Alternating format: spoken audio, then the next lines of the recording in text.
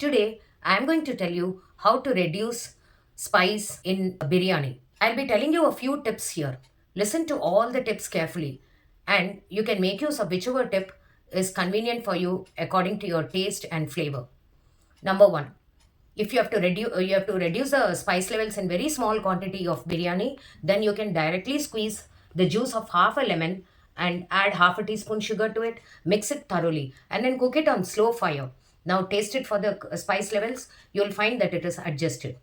Number two, in case you have half a kg of biryani to be repaired, then you can directly add about one ladle of thick yogurt or sour cream and mix it well. Now cook it on slow fire, as I said, and then check the salt levels alone. Then you will find that the spice levels are adjusted after cooking.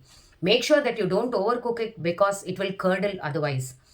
Next, coconut milk is also a very good alternative. Many people add coconut milk to biryani to make coconut milk biryani, and hence the flavor also is very palatable. Now, what you can do is for the same quantity of biryani to be adjusted, you can add about two ladles of coconut milk. Mix the rice nicely along with the coconut milk, cook it on slow fire, and after some time when you check the spice levels, you will find that it is adjusted.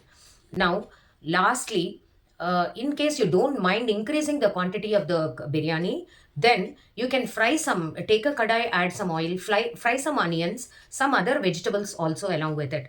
You can cook about 100 grams of extra rice along with this. Now add all masalas except the spice. Now to this cooked rice, you can add the originally prepared biryani. Now mix well and cook it on slow fire.